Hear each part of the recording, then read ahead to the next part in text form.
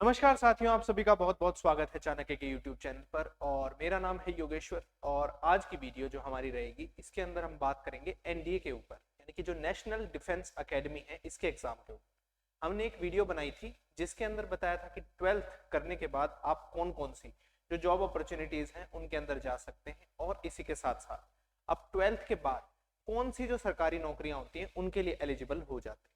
और आज हम बात करेंगे one of the best option, यानी कि जो एक सर्वश्रेष्ठतम आपका एक ऑप्शन हो सकता है 12th करने के बाद सबसे बेस्ट, वो है एनडीए यानी कि नेशनल डिफेंस एकेडमी।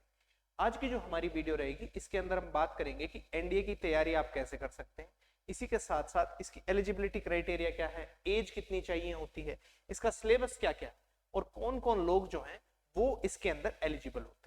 तो सबसे पहले मैं आपको बता दूं कि जो एनडीए की परीक्षा होती है ये साल में 2 बार होती है, और इसको कंडक्ट यूपीएससी कराता है।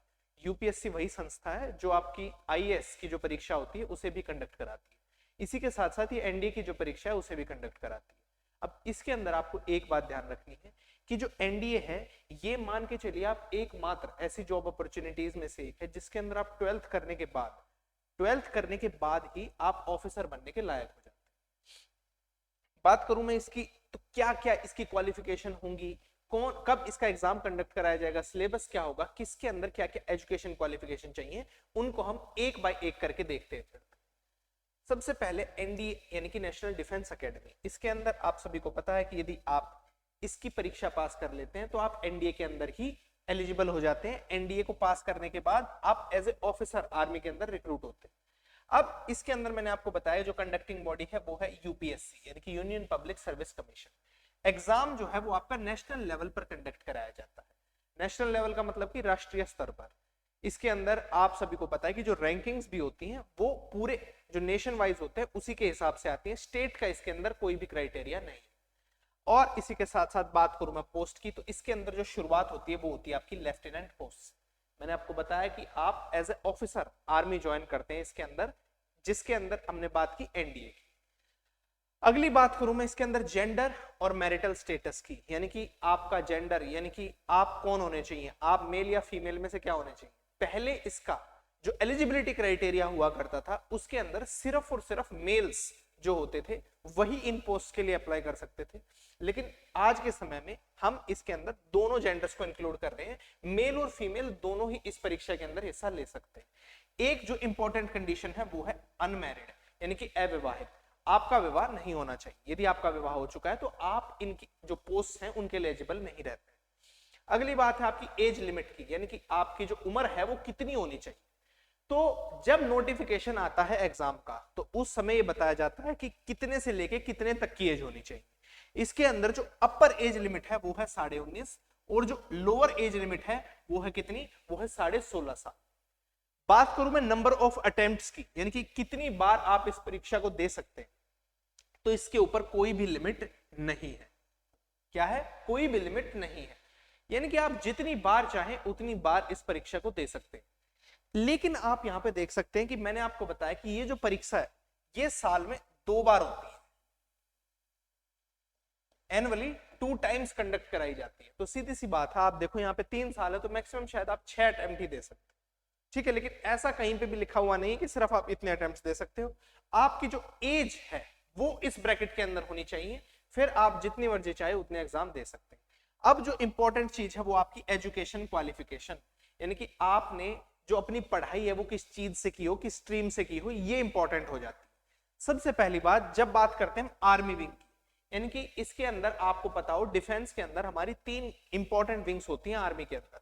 आर्मी का मतलब कि डिफेंस के अंदर एक होती है आपकी आर्मी, उसके बाद होती है एयरफोर्स, और उसके बाद होती है नेवी। ये 3 अलग अलग ब्रांचेस हैं। अब इसके अंदर जब बात करते हैं हम आर्मी विंग की, तो इसके अंदर आपके पास पासिंग सर्टिफिकेट होना चाहिए 10+2 यानी कि 12th का, और ये आपने किसी भी स्ट्रीम के अंदर की हो, इससे कोई फर्क नहीं पड़ता। इसी के साथ जब बात करते हैं हम एयरफोर्स की और नेवी की, तो इसके अंदर आपने जो अपनी 12th है उसके अंदर मैथ और फिजिक्स जो है ये एज ए कंपलसरी सब्जेक्ट पढ़े।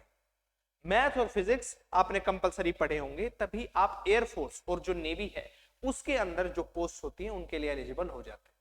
इसी के साथ इसका जो सिलेक्शन प्रोसेस रहता है ये रहता है आपका 3 फेज का। एक होता है आपका एसएसबी, एक होता है आपका रिटन, फिर होता है आपका एसएसबी इंटरव्यू, और फिर इसके बाद एक होता है मेडिकल। यदि आप ये सारी चीजों को पार कर लेते हैं तो आप मेरिट लिस्ट जो होती है वो निकाली जाती है यूपीएससी के द्वारा, उसके अंदर यदि आपका नाम आता है तो आप अकेडमी ज्वाइन कर सकते हैं। अब इसी के साथ साथ बात करूं मैं एलिजिबिलिटी क्राइटेरिया की, तो इसके अंदर ना एलिजिबिलिटी क्राइटेरिया बदलती रहती है। जैसे जो अब एनडीए 2 आने वाला है, अभी एनडीए 1 होगा, उसके अंदर आपकी जो डेट ऑफ बर्थ है वो 2 जुलाई 2005 यानी कि 2 जुलाई 2005 से 1 जुलाई 2008 के बीच में होनी चाहिए। अब इसी के साथ साथ जो एजुकेशन क्वालिफिकेशन है आर्मी विंग के लिए मैंने आपको बताया वो क्या है, वो है आपकी वही कोई भी स्ट्रीम हो चलेगी, लेकिन जो आपकी कौन सी आर्मी और आर्मी के अलावा एयरफोर्स और नेवी रह गई, उसके अंदर आपके पास फिजिक्स, केमिस्ट्री और मैथ ये कंपलसरी सब्जेक्ट होने चाहिए। ठीक है, अब इसी के साथ साथ मैं आपको बता दूं कि एक टीईएस एंट्री भी होती है, जिसके अंदर सिर्फ और सिर्फ वो लोग जिन्होंने पीसीएम से अपनी 12th की होती है उनकी एक परसेंटेज निकाली जाती है, उस परसेंटेज के बेस पे भी उनको डायरेक्ट एसएसबी का कॉल आता है, उसके अंदर आपको रिटर्न देने की आवश्यकता नहीं पड़ती। लेकिन बात यहाँ पे हम एनडीए की कर रहे हैं तो एनडीए पे ही रखते हैं, एनडीए के अंदर आपको रिटर्न देना होता है, रिटर्न के बाद एसएसबी और एसएसबी के बाद मेडिकल। अब इसी के साथ साथ जो आपका एज का क्राइटेरिया है ना लड़कियों के लिए, जैसे कि आप सभी को मैंने बताया कि पहले ये सिर्फ और सिर्फ लड़कों के लिए हुआ करता था, लेकिन अब ये लड़कियों के लिए भी खोल दी गई है।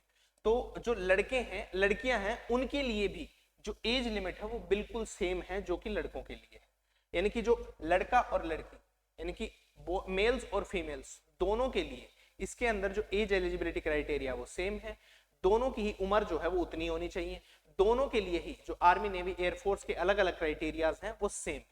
जब बात करूंगा मैं किस चीज की, फिजिकल की, यदि आप मेरे को बोलोगे फिजिकल के ऊपर अलग से एक वीडियो बनाने की कि जो इसके अंदर फिजिकल और मेडिकल टेस्ट होता है उसके अंदर क्या चीज टेस्ट की जाती है, तो मैं एक अलग से वीडियो बना दूंगा। फिजिकल नहीं बल्कि मेडिकल ही होता है, मेडिकल के अंदर कुछ क्राइटेरियाज रखे हुए हैं जो लड़का और लड़की जो होते हैं यानी कि मेल और फीमेल्स होते हैं उनके लिए अलग अलग, यदि आप उस पर बोलोगे तो मैं उस पर एक अलग से वीडियो बना दूंगा। अब इसी के साथ साथ हमने ये चीज तो देख ली कि ये होता है एनडीए, और एनडीए को ज्वाइन करने के बाद आप एज ऑफिसर आर्मी, नेवी या एयरफोर्स ज्वाइन करते हैं। अब हम एक चीज और देख लेते हैं और वो है, देखिए सबसे पहले मैंने आपको क्या बताया, मैंने आपको बताया कि एक होती है आपकी एनडीए की परीक्षा। इसके अंदर सबसे पहली जो आपकी स्टेज है, फर्स्ट स्टेज जो है वो क्या है, वो है आपका रिटन एग्जामिनेशन। अब जो रिटन एग्जाम है इसके अंदर आप सभी को बताऊं कि इसके 2 पेपर होते हैं। सबसे पहला पेपर जो होता है वो होता है मैथ्स का,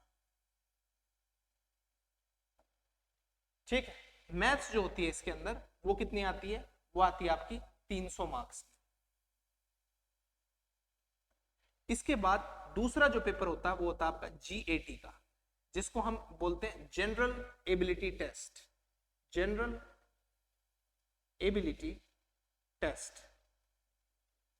और ये जो होता है ये होता है आपका 600 मार्क्स का।